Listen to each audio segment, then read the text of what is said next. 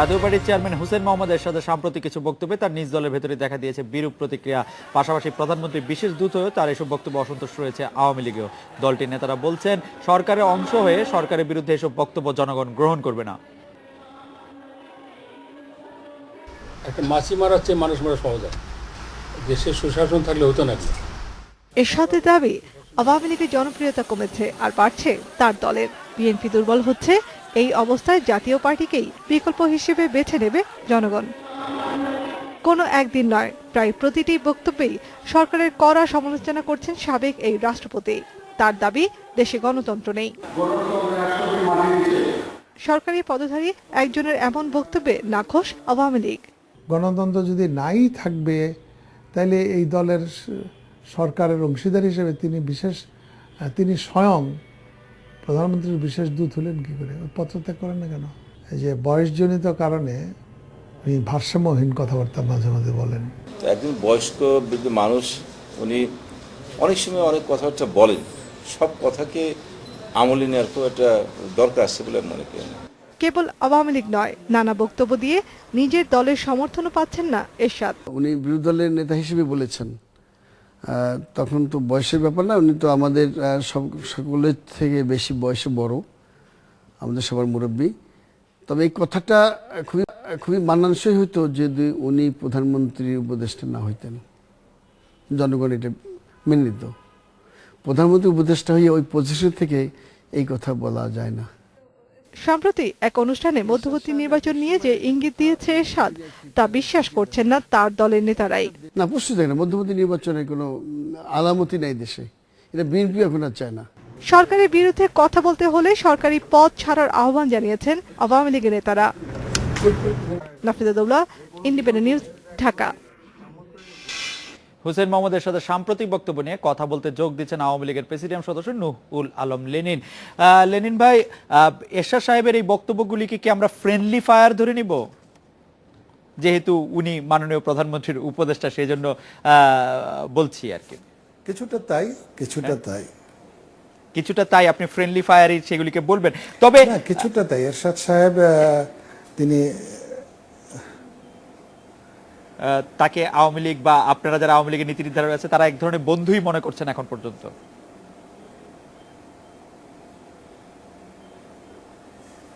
বটে, তিনি মহাজোটের শরিক, প্রধানমন্ত্রী তিনি একজন হিসাবে আছেন, বিশেষ দূত হিসাবে কাজ করছেন, এবং যতদিন মহাজোটে থাকবেন জাতীয় পার্টি, তাতে তাকে তো আমরা বন্ধু মনে না করলে তার মহাজোট একসাথে করবো কি করে? সরকারে আছেন তারা, কাজে তাদের দায়িত্ব আছে।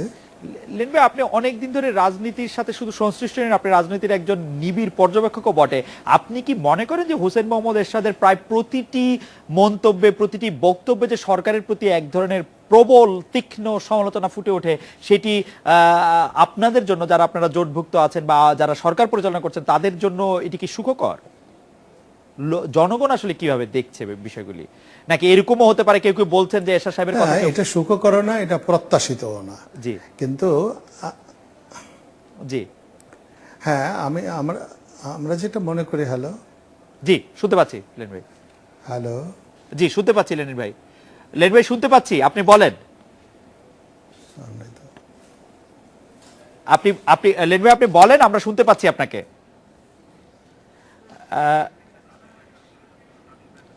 আমরা জনাব নূহুল আলম লেনিনের কাছে ফিরছি, তার আগে আমরা কথা বলছি জনাব তাজুল ইসলামের কাছে, জাতীয় পার্টির। জনাব তাজুল ইসলাম, আপনি কি মনে করছেন যে হোসেন মোহাম্মদ এরশাদের এইসব কথা কি ফ্রেন্ডলি ফায়ার? এসব কথা কি আওয়ামী লীগ বা যে সরকার ক্ষমতায় আছে বর্তমানে তার জন্য সুখকর? কি মনে করছেন আপনি জনাব তাজুল ইসলাম? আমরা যেটা আমাদের পার্টির চেয়ারম্যান, অনেক সময় অনেক কথা বলতে হয়, পলিটিক্সে বলতে হয়, পলিটিক্সে টিকে থাকার জন্যও বলতে হয়, আর পার্টিকে চলার জন্যও বলতে হয়। এখানে কিন্তু আমরা বিরোধী দলের ভূমিকা পালন করছি, আমরা সরকারকে পরিচালনাও করছি না, আমরা করছি না। আমরা বিরোধী দল হিসেবে যে ভূমিকাগুলো পার্লামেন্টে রাখা দরকার, যে জিনিসগুলি সত্য, যে ঘটনাগুলো সত্য আমরা কিন্তু পার্লামেন্টে আপনারা দেখেছেন, আমরা বলছি বলে জি, যাচ্ছি কিন্তু এবং জনাব বলবো। তাজুল ইসলাম এবং আপনারা আরেকটা জিনিস- জনাব তাজুল ইসলাম আপনি বলছেন যে এটা বিরোধী দলের ভূমিকা পালন করা হচ্ছে, কিন্তু সরকারের যিনি প্রধান আছেন তার একজন উপদেষ্টা হয়ে, তার একজন বিশেষ দূত হয়ে, যেটি আবার মন্ত্রীর পদমর্যাদায়, একজন বিশেষ দূত হয়ে সরকারের সমালোচনা আসলে মানুষ কতটা গ্রহণযোগ্য মনে করছে? না, এখানে তো আপনারা দেখেন যে পার্লামেন্টে আমরা যেভাবে কথা বলছি, যে জিনিসগুলো নিয়ে আমরা কথা তুলছি, অতীতে আপনার যারা যারা বিরোধী দল করেছে তারা কয়দিন পার্লামেন্টে ছিল আপনারা নিজেরাও দেখেছেন। 90 দিন পার হয়ে যাওয়ার পরে তারা পার্লামেন্টে আসতো, পার্লামেন্টে একটা বড় বক্তৃতা দিয়ে কাগজপত্র ছিঁড়ে চলে যেত। কিন্তু আমরা বিরোধী দল হিসেবে পার্লামেন্টে থাকছি, পার্লামেন্টে কথা বলছি, সরকারের সমালোচনা করছি। এবং জনাব তাজুল ইসলাম আপনি আমাদের সঙ্গে থাকুন। আপনার এই সরকারের সমালোচনা প্রসঙ্গে আমি একটু লেনিন ভাইয়ের কাছে জানতে চাইবো যে লেনিন ভাই, হুসেইন মোহাম্মদ এরশাদের এই সমালোচনা আপনাদের রাষ্ট্র পরিচালনায়, সরকার পরিচালনায় কোনোভাবে সাহায্য করছে কিনা? তার যে সমালোচনা, সেই সমালোচনাকে আপনারা ইতিবাচকভাবে দেখছেন কিনা?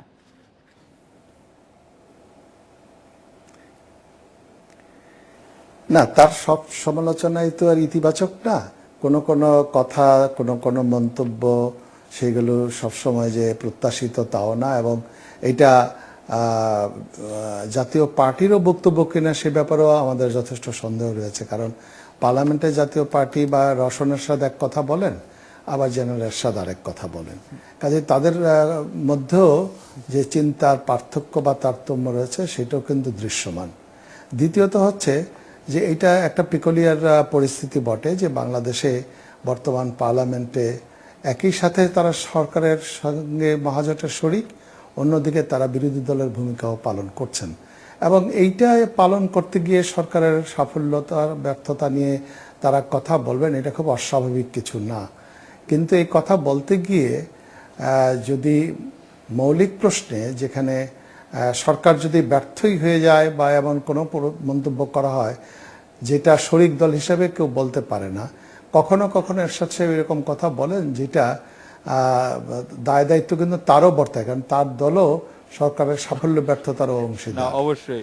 এবং সেই হিসাবে আমি মনে করি যে জেনারেল এরশাদ তার নিজের দলের কর্মীদেরকে চাঙ্গা করার জন্য, উদ্বুদ্ধ করার জন্য মাঝে মাঝে এই সকল অপ্রাসঙ্গিক কথা বলেন, এবং সেটা তিনি কতকটা কৌশলগত কারণে বলেন যে যেহেতু তিনি একটা বিরোধী দলে আছেন এবং তার দলের মধ্যেও সমঝোতারও কিছু প্রবলেম আছে। লেনিন ভাই আপনাকে ধন্যবাদ। লেনিন ভাই আপনাকে ধন্যবাদ। আমি জনাব তাজুল ইসলামের কাছে জানতে চাইবো যে লেনিন ভাই একটি মৌলিক বিষয় তুলে ধরেছেন যে এরশাদ সাহেবের বক্তব্য এরশাদ সাহেবেরই বক্তব্য নাকি এটি জাতীয় পার্টির বক্তব্য? কারণ জাতীয় পার্টির যিনি বিরোধী দলের নেতার দায়িত্ব পালন করছেন তার বক্তব্য এবং এরশাদের বক্তব্যের মধ্যে অনেক ফারাক। জনাব তাজুল ইসলাম। না, আমরা তো মহাজোটে নেই, মহাজোটের সঙ্গে আমাদের সম্পর্ক নেই। আমাদের লোক মন্ত্রিসভায় থাকতে পারে, আমরা তো মহাজোটের সঙ্গে নেই। আর এখন তো মহাজোট নাই, এখন আমাদের লোককে তারা মন্ত্রিসভায়, যে পরিস্থিতি দেশের হয়েছিল, যে পরিস্থিতিতে দেশ চলছিল, সেই সময় যদি জাতীয় পার্টি যদি ইলেকশনে অংশগ্রহণ না করে তা তৃতীয় কোনো শক্তি এই দেশে চলে আসতো। বিএনপি তো সেইটাই চেয়েছিল যে দেশে মার্শাল ল হোক, তৃতীয় কোনো শক্তি আসুক। জাতীয় পার্টি ইলেকশন করেছে বলেই দেশে আজকে গণতন্ত্র আছে। জাতীয় পার্টি যদি ইলেকশন না করত কখনো আপনারা গণতন্ত্র পেতেন না। এখন আমরা অনেকে অনেক কথা বলি, কিন্তু আসলে বাস্তব তা না। আমরা কোন জিনিসের সমালোচনা করিনি, আপনারা আমাদেরকে বলছেন ভাগ, আমরা অবশ্যই না। আমাদের পার্টির চেয়ারম্যান অনেক সময় অনেক কথা বলেন, সেটা আমরা জানি, কিন্তু সেই জিনিসগুলোকে আমরা রওশন এরশাদ, আমরা যারা এমপি আছি বা আমাদের যে ওয়াকআউটগুলি আমরা করছি, আমাদের সঙ্গে এরশাদ সাহেবও তো ওয়াকআউট করছে পার্লামেন্টে থেকে। সমালোচনা তো এইবার সেদিনও তিনি করলেন তার জনাব তাজুল ইসলাম, আমি প্রশ্নটিকে একটু আবার রিফ্রেশ করি। এরশাদ সাহেব যেভাবে সরকারের সমালোচনা করছেন, রওশন এরশাদ কি সেই সমালোচনাকে এন্ডোর্স করেন? তিনি বলেন যে সেই সমালোচনাগুলি আসলে ঠিক? আপনি তো পার্লামেন্টে আমাদের লাস্ট এই যে কয়েকদিন আগে যে পার্লামেন্ট শেষ হলো, সেখানে রওশন এরশাদ সমস্ত যে ভুলগুলি, যেসব হয়েছে সেই সব তুলে ধরেছে, এটা তো কোনো অন্যায় না। আপনি গভর্নমেন্টের সঙ্গে আমাদের মন্ত্রী 3 জন আছে বটে, কিন্তু আমরা সমালোচনা করতে, ওয়াকআউট করতে বা আমরা আলোচনা করতে জনাব দ্বিধাবোধ তাজুল ইসলাম, আপনাকে করছি না। ধন্যবাদ। আপনার বক্তব্য একদমই পরিষ্কার। এই বিষয়ে জনাব নূর আলম লেনিন, আপনি শেষ কোনো বক্তব্য দিবেন কিনা? লেনিন ভাই।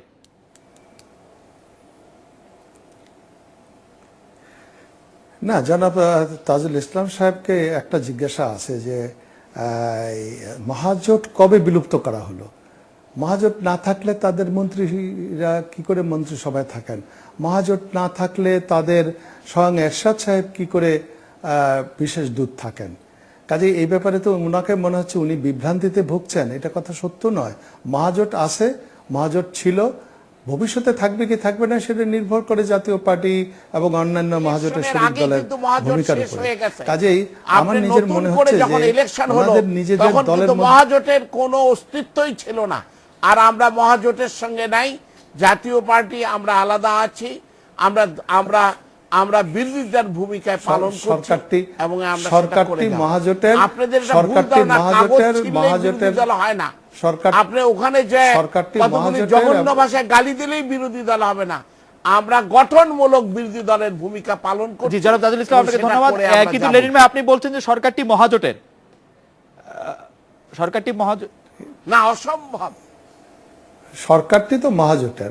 উনি কি বলছেন? উনি তো অসম্ভব বলেন। ওনার রসনের সাথে কি বলেন? মহাজোট কবে বিলুপ্ত করা হয়েছে? হ্যাঁ, তো এইগুলো তাদের নিজেদের একটা বিভ্রান্তি। এইরকম পাবলিকলি এটা বলার আগে ওনার উচিত হচ্ছে যে ওনাদের দলের মধ্যে আলাপ করে আসেন। ওনারা যখন পাবলিক একটা পজিশন নেন, মহাজোটের জাতীয় পার্টি থাকলো কি থাকলো না, এটাতে আওয়ামী লীগের কিছু এসে যাবে না। কিন্তু মহাজোট অফিসিয়ালি অনেক ধন্যবাদ। বিরতি নিচ্ছি, ফিরছি একটু পরে।